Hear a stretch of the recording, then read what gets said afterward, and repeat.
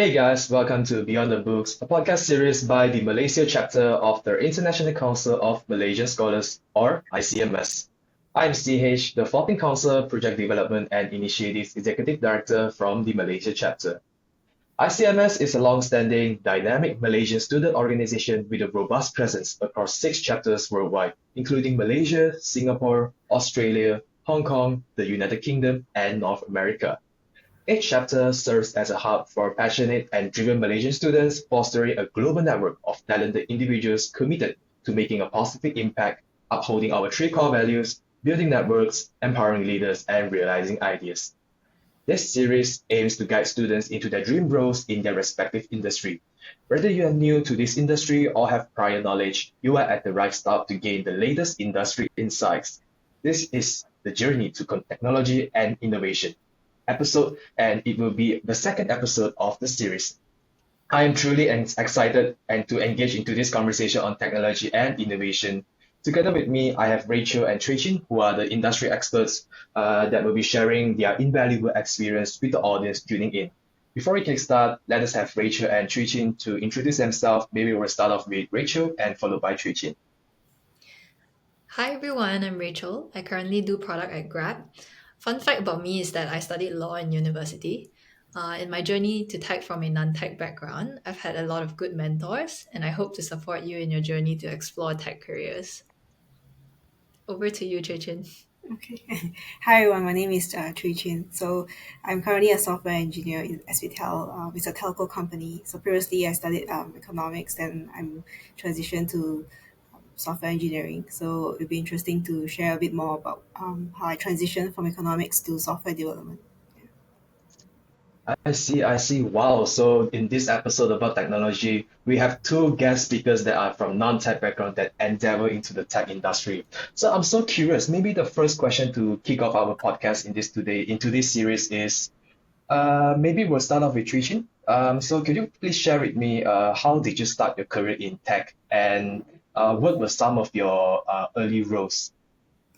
Okay, yeah. So the way I got into tech was rather coincidental. So after I graduated, I didn't know what to do, and it was COVID. And then, thanks to Rachel who posted about her job posting as a product manager intern at ICMS Group, um, then I joined the team, and thanks to the experience there, I realized like there's a lot of things that I don't know about tech because I remember Rachel was speaking a lot to the CTO, and I felt like, oh my god, I don't really know a lot about tech. So then after the internship, I went to do like a boot camp in software development in Malaysia. Then I thought it was interesting, and then I landed a job at a startup back then. Yeah, so that's how I transitioned.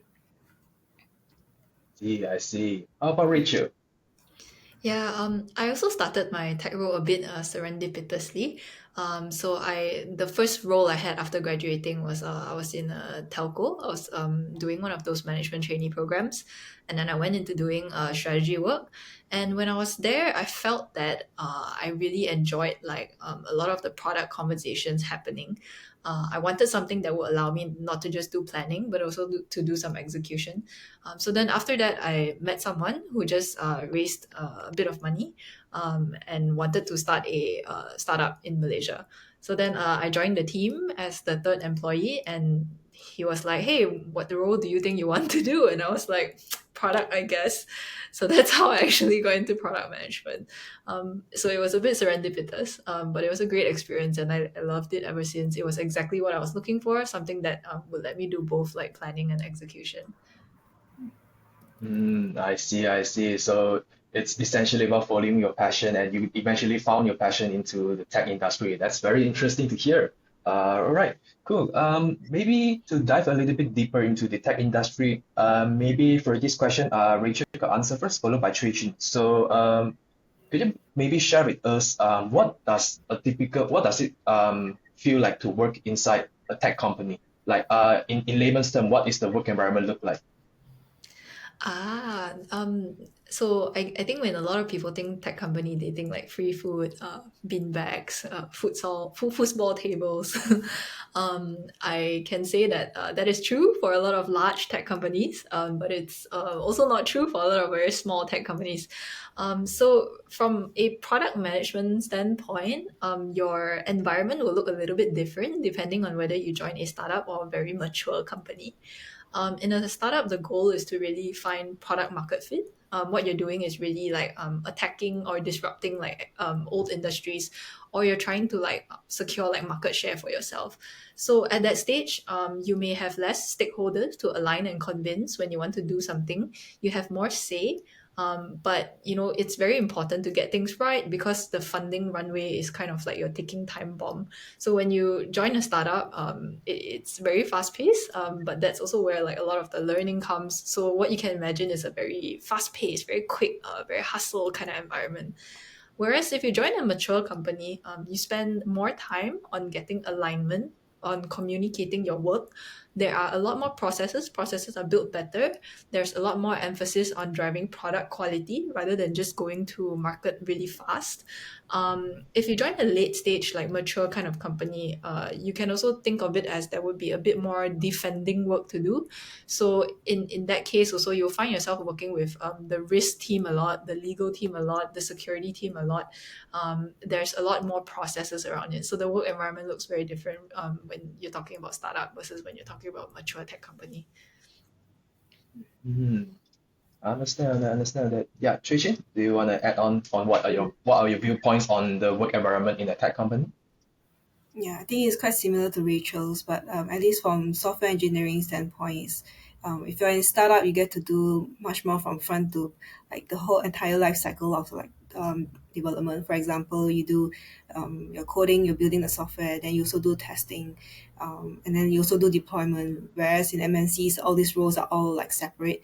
So I would say you get more exposure in terms of startup, where you get to see every single thing, you get more hands-on, more experience, and then see it probably take a longer time for you to actually get exposure to all of these different roles. So it really depends on your what you're looking for. But I try to also think in another way is that whether the companies are in-house or client-based, because I felt like my experience where it's more client focused, it's much more it's more of a hustling nature, it's more fast paced, more exciting versus in house, which means your users are internal users, so there's less but there's more work life balance, but also more family oriented kind of culture. That's all. Hmm. I see, I see. Both of you shared a very interesting viewpoint there. All right, cool, cool, cool. All right, so I think my following question will be more related onto the student side. So maybe you can relate this to while you are still in your undergraduate time. So could you guys maybe share with me how can students develop the soft skills that are necessary to excel in the tech role? Maybe we'll start off with Chui Chin first and followed by Rachel. Tech role, especially for software engineering, I would say um, I think at least when I come from like when I first joined software engineering, I thought it's very introverted and like siloed work, where you can just do it on your own. But actually, it requires a lot more collaboration and a lot more communication skills than people would expect. It's quite impossible to do it on your own. So I think if you want to develop it in university, it's good to do group projects, learn how to manage different people and different types of personality and how you communicate better because um, um, especially like in software development, like a lot of things requires a lot of communication back and forth. And also I think importantly is the attention to details is actually quite important because there's just like a small bug, it can actually cause the whole system go down. So I think all these are important skills that you can pick up in university when you're doing your projects and also like participate in um, like just co-curricular activities. Yeah. Yeah, and I I think see. if I were to add on to that as well, uh, the engineers that I enjoy working with the most as a product manager is the engineers that do communicate really well. They're not just thinking about like the direct problem that you give them at hand, but they can also think like two steps ahead. They can think about edge cases. They can think about how to build things in a very like scalable manner. So communication skills is like I think like quite foundational. If you can convey like your thoughts well, and structure them well, like it helps product managers work better with you as well. Yeah, from a Mm, product I management s- standpoint, the soft skills that I think are very important, I think firstly is problem solving. You need to solve a lot of like why and how problems. And then the big three kind of like soft skills that help you problem solve better is firstly like communication. If you have like good intentions, but it's like coming out all like wrong or weird, then it's going to restrict your impact as a or like your influence and your work. The second one is empathy, not just to your users, but also like to your team, because there's a lot of leading and influencing that you need to do. And then the third one is on leadership, because you need to lead your team towards a cohesive vision in like a very short time frame. And a lot of times, as a product manager, you're not like the boss of anyone. You work laterally with engineers, you work laterally with designers. So how do you like influence people and guide them towards a certain outcome when you don't actually have like direct authority over everyone? That's quite essential. I see, I see. So I noticed that both of you actually mentioned a keyword here, which is communication. Because I believe that most of us that are not in non-tech background, we think that those software engineers, people, they all work in silos. But I guess you guys did break the stereotype and mention that communication is really an essential skill to communicate not only to external stakeholders, but into internal stakeholders as well, in terms of to your superior, to your subordinates, and so on. Yeah, yeah. All right, cool. So, I think my following question would be a bit more, maybe benefit more for the final year students that are going to endeavor into the internship journey. So maybe we'll start off with Rachel and followed by Chui Chin to answer this question. So this question is about what should students look for, especially in tech internships? Yeah. Yeah, I think this probably doesn't just apply to tech internships. I think internships in general is very important that you look for environments that have emphasis on mentoring, or where you feel like the manager can take time and interest in you to support you in your journey of discovery. I'd also lean towards going for a mixture of small companies and large companies, just so you get like a flavor of how different the working culture, how different the environment is, so that you can also discover like what's best for yourself when you start work. Hmm, I see, I see. How about Chui Chin's point of view? Yeah, I think like what you mentioned, environment is very important, and you also have to know yourself whether you like something more specialized or you want to spend the early like the internship to really get to know, to get exposed to as many as you can. Then you pick later. So it really depends. But I would say as from software development, at least from my experience, is it's good to find someone that can also mentor you, like what Rachel mentioned. Because my experience was that I had no very little like he's got experience in software development, but thankfully in my first company I had a mentor. His name is Ivan. So he was there to review my code, like every single commits that I made. He was there to review and give me feedback, and that's how I improve. Whereas right now, there's less emphasis on code review, so there's not much opportunity for me to learn from my mistakes. So I think if like someone wants to specialize in software development and like to be really good at coding, like I think it's good to find somewhere that emphasize on good coding practices, because not many companies actually really care too much. I think they care more about the outcome instead of how you write the code like cleanly. Yeah, so that's pretty much.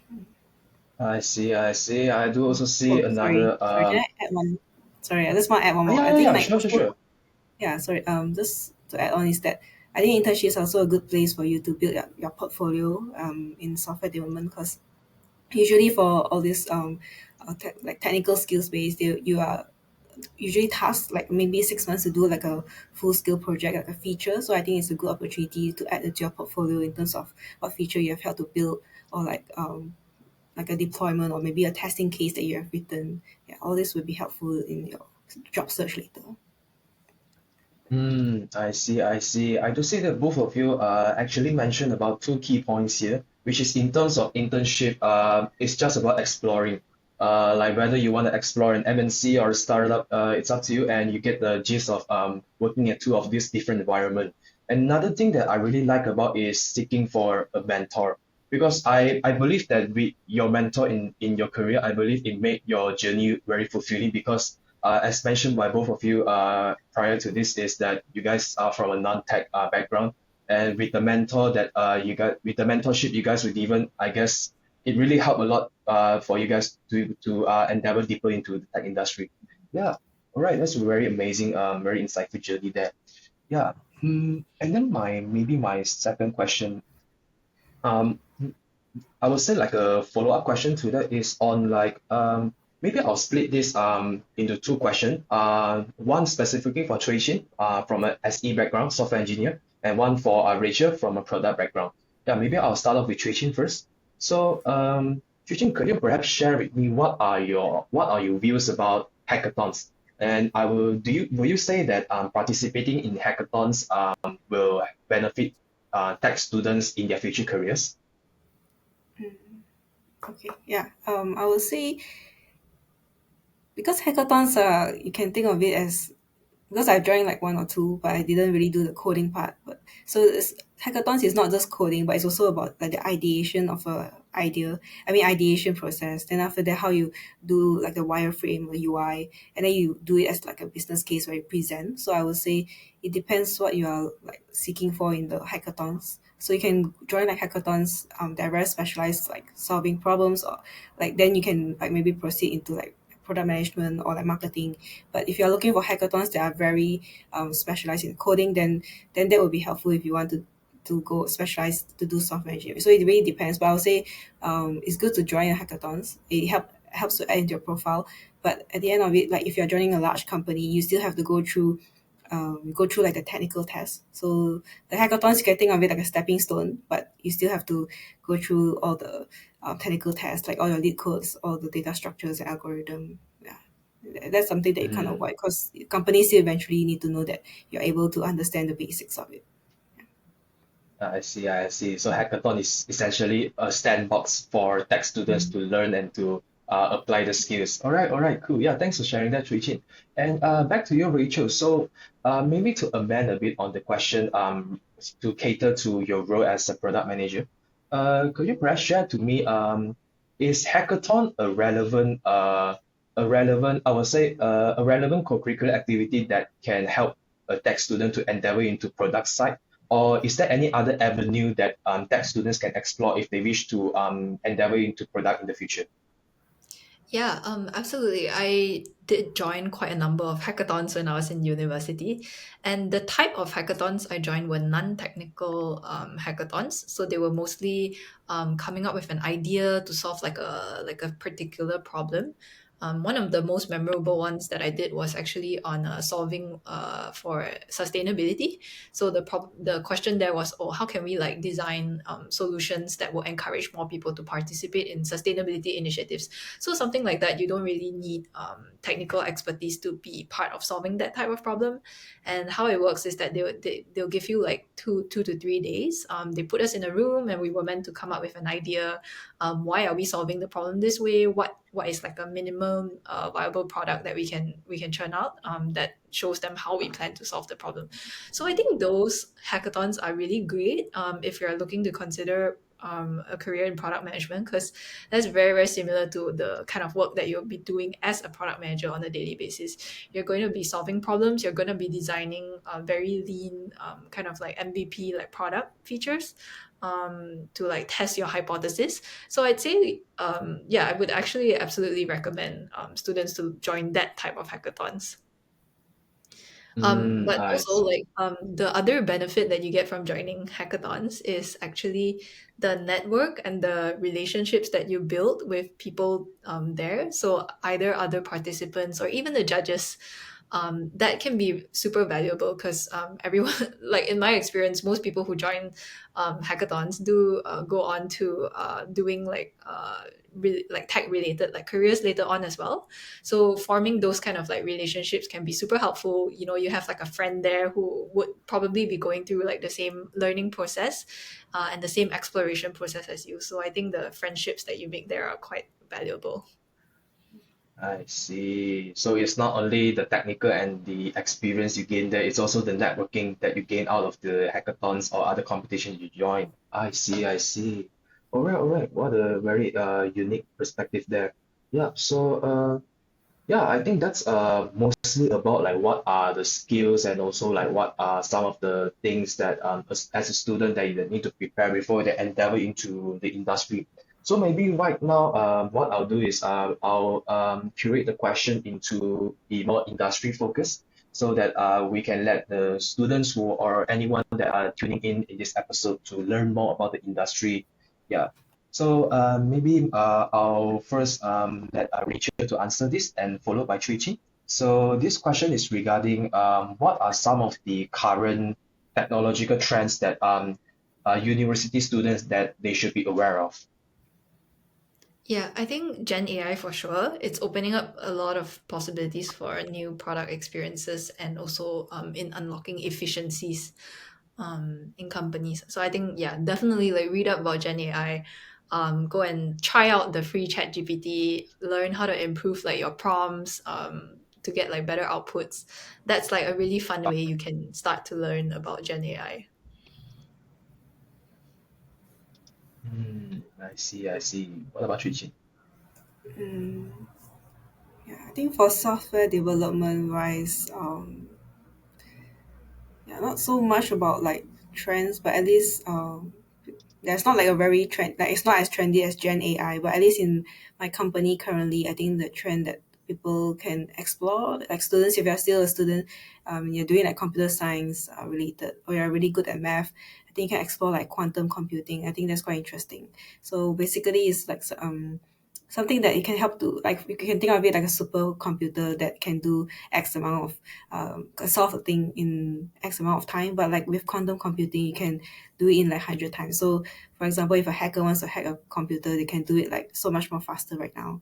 So I think these are like the latest trend. Like a lot of like the first world countries with like more resources, they are all investing in quantum computing. So I think it's a trend that is up and coming. Mm, I see, I see. So apart from Gen AI, there's this some other, maybe a very deep jargon, like for example, quantum computing. It's my first time hearing about that, so maybe I'll need to look it up through Gen AI after this. Yeah, all right, cool on that, cool on that. Yeah, so maybe my next question would be on like, because I do understand, like for example, Chui Chin is from software engineering back in the software engineering role, and then Rachel is in the product role. So, with so many types of tech role available in the industry, um, how could you advise students to on which type of tech role that they should pursue in? Maybe we could start off with Chui Chin and followed by Rachel. Also, it's how do students know what they're supposed to like? Sorry, what's the question again? Yeah. So how can students decide which tech role to pursue? Which type? Okay. Yeah, so I think like maybe more holistic answer is like for me like being in tech it means like dealing with like a lot of data. So you can think of it like if you're um so I feel in tech is because it's like data, whether you're front end, then you're in front end you can think of it as how you make the data look beautiful. And then on back end is how do you process all the data? How do you store into the database? And then if you're a full stack, you do both. And then you can also be a business analyst where you help to gather data, gather like requirements to actually gather the data. Then you have UI UX, which is quite similar to front end, but this is also how you design and display all of the data in a beautiful way in a very good user experience. Then you have like product and how do you gather the data. Then like there's like so much things in software development. So I think it's more important that you know what your strength is, whether you're someone who's very creative, someone who's better with like data wrangling or like all of this stuff, and then you just give it a try with like some online courses and see which one that you really have like real curiosity. Because if you force yourself into to anything that is up and trending, it won't really last. Yeah, I think it's better if you follow your strengths and then choose one that still relates to tech. Because I feel like in tech, there's so many roles that you can actually explore, and then then you decide later on. And yeah, Mm, I see, I see. is How about that Rachel? Oh, Yeah. yes, yes, Richard. yeah, I'm good. Yeah, I'm for good. me, I believe in experimenting. So back then when I was in uni, I never knew product management as a job like was a interesting or like an attractive like career path for myself. I was interested in three things. So the first one was I wanted to be a teacher. The second one was I wanted to be a lawyer, and the third one was I wanted to do business.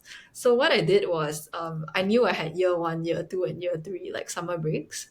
So I just did mini internships. I just did a lot of experiences in all of my summer breaks, and that was where I got to learn like what type of work like sparks joy for me, and that like helped narrow down my interest further into business. So that's how I like started in my career. I went into a management trainee program and I was doing strategy, and when I was there, I like started realizing that I liked doing a combination of planning and execution work, not just planning work. So that's where I went into exploring like more about product management and careers that were similar to that.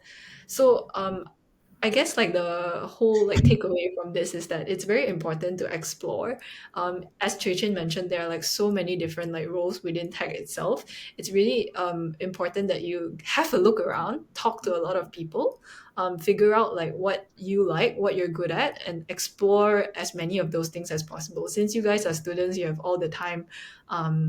In the world, and people are so usually very very open to talking to students about their careers as well, so use this opportunity to really like talk to people, approach people, and really go and experiment.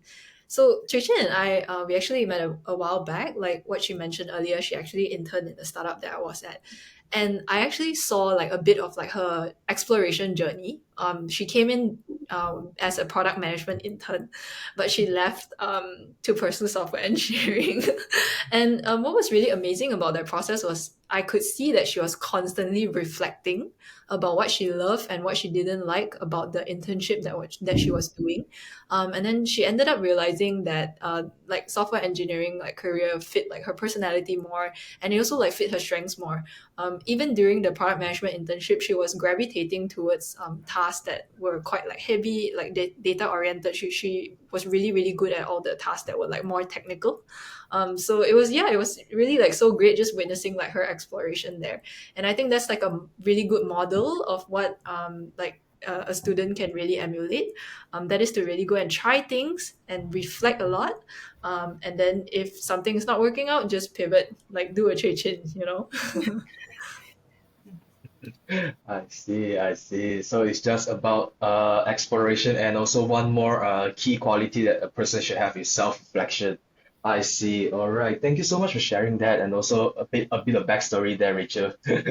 Yeah. So I think maybe the following question would be a bit more specialized. So I'll split into two again. So one specifically for Trajan, another one for Rachel.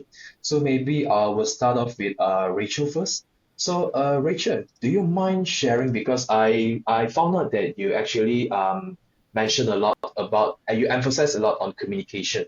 So, would you mind sharing me throughout your career in product, have you ever faced any situation whereby you had disagreement with your engineers, or let's say, are there any challenges that you face as a product manager? Yes, I think it's very very common. When you're a product manager, you don't actually manage anyone, and you have to influence everyone towards like a common goal and a common outcome, right? So very common like friction. It's not just between product managers and engineers. You also get a bit of friction between product managers and marketing people, or product managers and business people, because everyone will have their own requests. Everyone will be coming to you saying, you should do a certain thing, and you yourself will have a certain vision of how the product should end up. So I think what's important here is to not make your stakeholders feel like you're bulldozing them. And this is like a lesson that took me some time to learn. There's the right way to say no. When you say no, it needs to be well explained, it needs to be well justified, and you can't say no without understanding where the other person with the request is coming from. Typically when people are coming to you for a request, it's because they need help, and they need help because they have like a problem that they're facing that is blocking their work, right? So it's very important to like acknowledge like where the source of their request is coming from, and communicating very clearly why you feel something cannot be done at this point, or even do your best to like find alternative solutions around it, so that you can still help them with their problem, right, without compromising your own product roadmap. So that communication process is like super super important. And what I find really helpful is to typically like draw out what people are looking to learn or what people are looking to test. So let's say if your business counterpart comes to you with a problem, you need to help them also like structure it and break it down to what they're hoping to learn, what they're hoping to test, and then you can come up with like your own roadmap and show them like where this will fit in your entire roadmap. When do you plan to learn that? When do you plan to test that? Why you feel that learning or testing that is not the most important thing to do right now. So I think this it requires you to be very very diplomatic. It also requires you to be very empathetic as well. So that's like I think a top tip for communication. It's something I'm still learning. I see, I see. It's always a lifelong process. Yeah, thank you so much for that. And then maybe to Chui Chin. So I do recall that you shared about as a software engineer when you go for interviews, you have those technical questions like what you mentioned, lead codes and etc. So from your experience, would you be able to share some tips for preparing for such technical interviews? And also, additionally, what are some of the common mistakes that candidates can actually avoid, yeah, during this type of interview? Yeah, okay. For the lead code part, so I would say do your best to try as many lead code questions as you can to familiarize yourself. But um, fundamentally, you need to understand how to solve a problem with the basic tools that you have, which is like all the for loops and all the like iterative stuff, like recursion and all those. So I think that is just like so I think how do I say?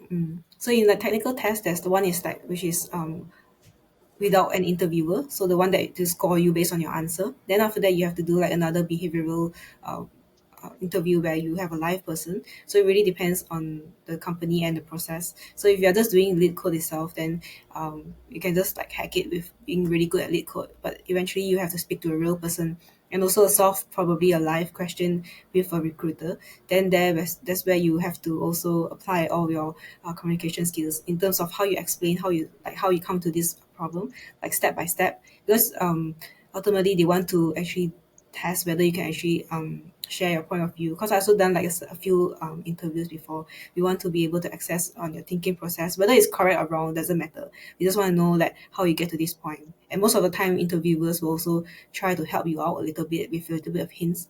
Yeah, so don't be afraid. But just share your thought process and um for the second question is how do you like the behavioral part, right? Is that you also have to do a lot of research about a company. Don't just join a company because it's very like fancy or not. Because I've like done interviews before where people just apply for a role without actually understanding what we do. So I think that's like a red flag. So I think you should also research a bit more. That's all. I see. All right, cool. Yeah, so we pretty much have a very in-depth understanding of what the industry looks like in the tech world. So maybe my the following questions that I will be asking is more towards on the career oriented. So maybe for this one, maybe we can start with Chui Chin first, and then maybe we'll followed by Rachel. So mm, I do acknowledge that this differs by in region, and it also differs by roles. But I believe most of us, especially students, would also like to know about the career progression. So could maybe Chui Chin and Rachel share a bit on what does the career progression look like in maybe your role or in the industry itself? Starting with Chui Chin.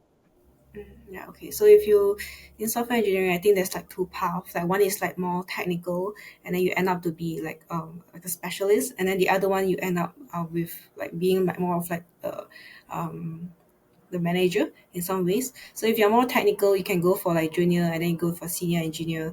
Then you have like assistant principal. Then the highest one is like principal. Then most of the ranks across the companies are about the same, just different titles. You could have like VP in like a bank, but in like like a more techy company could be a principal. So that path goes towards being more specialized in like coding and all. Then you can also have like the one that progresses to be uh the manager. That's where you do more of like all the tasks and like assigning all the tasks and speaking to users.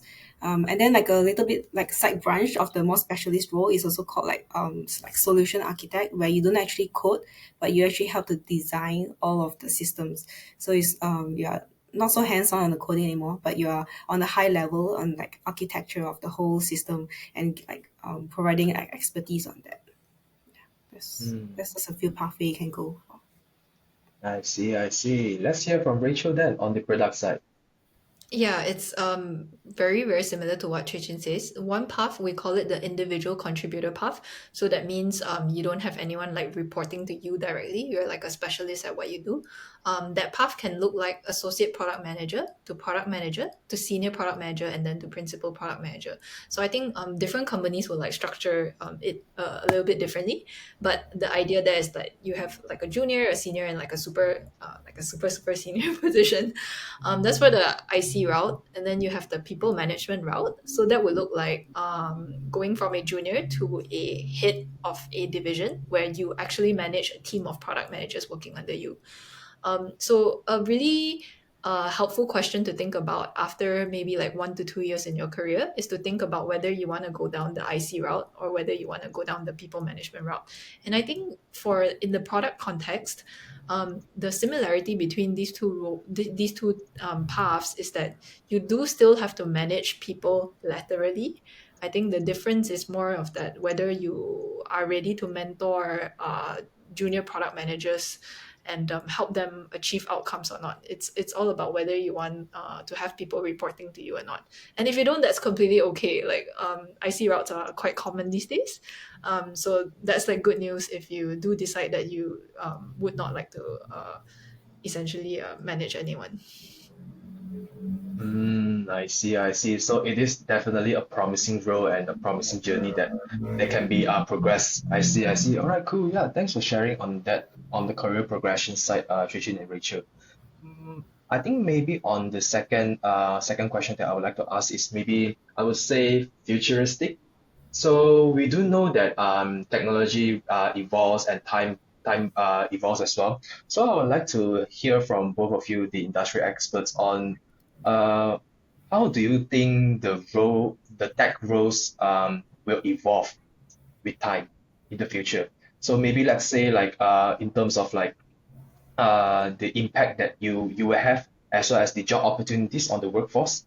So maybe we'll start off with Rachel and followed by Chui Chin. Um, Great question. I think that like one of the key trends that I spoke about earlier, like Gen AI, it's really astonishing what Gen AI is capable of. And there's been a lot of talk, and a lot of people are fearful that AI will essentially like take away their jobs, right? And that's like that raises a lot of questions about the future. Like, do we give like universal basic income? Do we think that people should work less? How do we like use machines to like increase our productivity as a whole?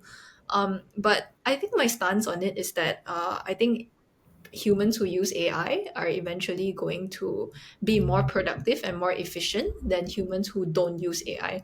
So takeaway number one there is that it's time for you to start like learning how to harness the potential of AI for yourself in your daily work. And the second thing there is I recently had the chance to listen to someone talk about his version and his idea of the future with Gen AI, and he said something absolutely beautiful. He said that today we're always thinking about how we can use AI to be more productive, be more efficient. But how about we start using AI to think about how we can live more joyful lives?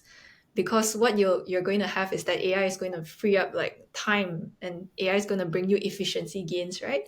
So the other question is, how do we as a society learn how to harness like the potential of technology and then live more meaningful, more joyful lives? So yeah, that is food for thought for me. I see, I see. What a unique perspective from Rachel. How about Chui Chin? Yeah, so I think like quite similar to Rachel, which is it's gonna get more powerful in terms of the technology that is coming out.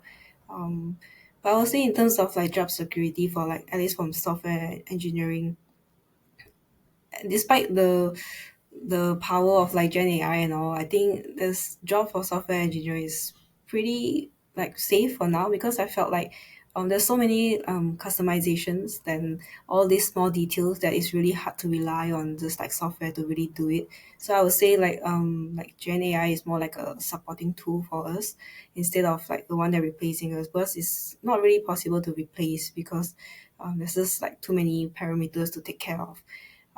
Yeah, that's for that. But if you're like not the software developer and you're worried about like tech, I would say like you should really like give it a try to be comfortable with technology, because even if you are in sales or you're in marketing, like being like good in IT, like in like adopting any software tools would be very beneficial to you. Because like what I've observed is that at least in my company, like all those different roles like marketing, sales, they require, yeah, they need to use a lot of software, but at the same time they are not very literate in that. So I think that is like a holdback in terms of their career progression and how far they can go, and how it can help them to achieve their goal itself. So then they always have to rely on the tech team. But instead, why don't they also be, if you have a chance as you're a student now and you're doing like a marketing course or like business, I think it's good to really try it out and just know what's happening around you. Yeah, I think it will help you in the long run. Yeah, I and I also see. want to add that in the context of like the different roles that exist within tech, like for example, if you're a UI UX designer, there are a lot of AI tools right now that do help like UI UX designers design better. There are also tools that help designers like extract insights from qualitative like surveys, like reviews. So there's so like I think what AI does is that it really like unlocks a lot of opportunities for you to be elevated as a designer or like as whatever you are today, right? Like even for a product manager, like what AI does is that it enables me to just research faster, um, get to like understanding like breaking down problems like faster, right? So think about like how you can already start like incorporating like those like technology in like a lot of the explorations that you're doing. Like say if you're going for an internship this summer in like design or like product management or even engineering, use like a lot of the tools that are available. The AI, there are a lot of free AI tools available these days. Use them, try them out, and like iterate and see whether they do make you a better worker or not. And share those learnings with your manager, share those learnings with your team. Um, yeah, build on each other's like understanding of the technology right now.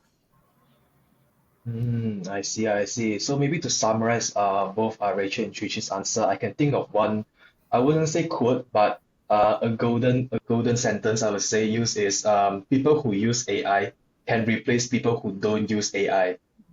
So I think that is the gist of what you guys shared earlier. Yeah, all right. So thank you so much. So I think we'll narrow it down to the last two questions. So these two questions will be more on like a personal experience approach. So maybe we'll start off with Chin and then followed by Rachel for this first question. So Right now, you both of you are into the tech role. One is software engineer, one is product, and both of you don't have the tech background as well. Like if I recall, Chui Chin studies economics, Rachel studies law.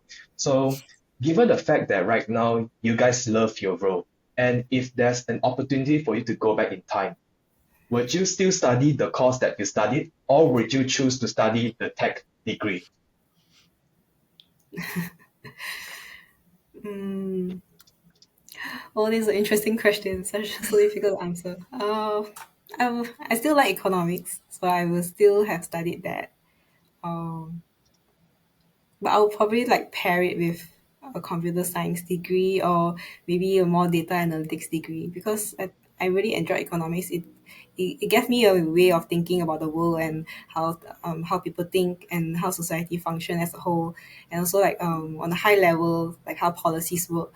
So and also I think it gives me a little bit more advantage in terms of how I communicate with people. I think being in the social science degree has helped me in my soft skills. So I wouldn't say I regretted studying that. Yeah. So would I have studied computer science? Probably not because at that time I have no interest in computer science. So I will still stick to economics. Yeah. So Yeah, I think like for me, very similar to Chui Chin as well. If you recall, like I shared earlier, I wanted to be a teacher, a lawyer, or a businesswoman.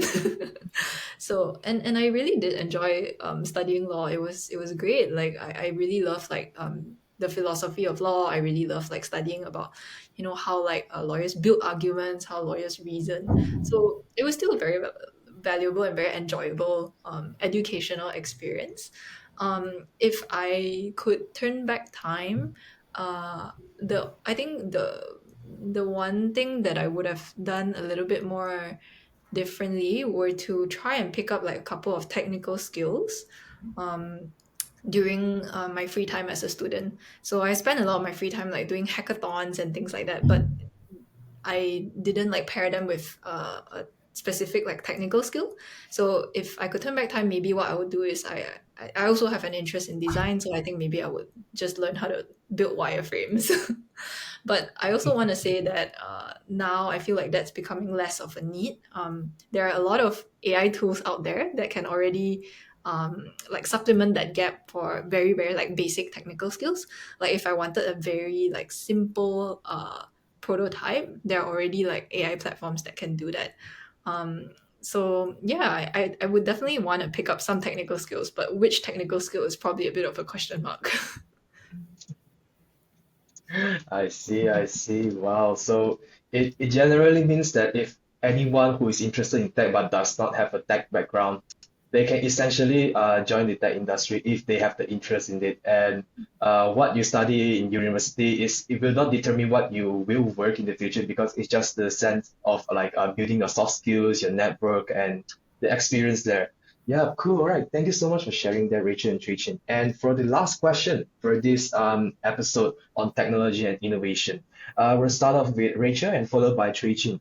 So this may be a cliche question, but I believe that it's very valuable for the students to know about this, especially to hear from industry experts like both of you here. So, Rachel, what advice would you give to the students that are interested to pursue a career in tech? Yeah, so I have three. One is look for a mentor. Two is like learn about the industry, and three is look for a community. So on one, looking for a mentor, I think you should not restrict yourself to purely like tech mentors, because in a tech company there are going to be a lot of people that are part of like the like value creation. You have people who are in sales, you have people who are in marketing, you also have people who are in tech, and I think it's important to talk to everyone who is involved in like building a product. And I think the truly like great product managers are those who understand a bit of like perspective from every different part of the like the process flow that contributes to like bringing out the product. So it's important to look for a mentor. Don't restrict yourself to purely like technical mentors. Talk to all kinds of people, learn all kinds of perspectives. I think that will help you be a very all-rounded product manager. And the second one on learning about the industry, I would say you have to really like be interested in the industry that you want to go into. So follow blogs, like listen to podcasts, reach out to people who are like industry leaders. Look at the kind of like thoughts that they're posting online. I think that would really help you like have a head start in your career. And the third one is look for a community. Like I mentioned earlier, like joining hackathons is not just about like winning prize money. It's also about making friends, and having that network of friends who are interested in things that you might be interested in. You can form like learning groups with each other, support each other on your journey, and I think that would make your education life a lot more enriching and a lot more special as well. So yeah, those 3 points: mentor, industry, and look for a community. See, Chui Chin? Yeah, okay. For myself, quite similar to Rachel. So I think the first one is like what you mentioned is also like trying out. Um, I think it's good to, if you're still early on, just do as many internships as you can. You can also use it a time to assess whether the company is a fit for you and what kind of environment is suitable for you to thrive.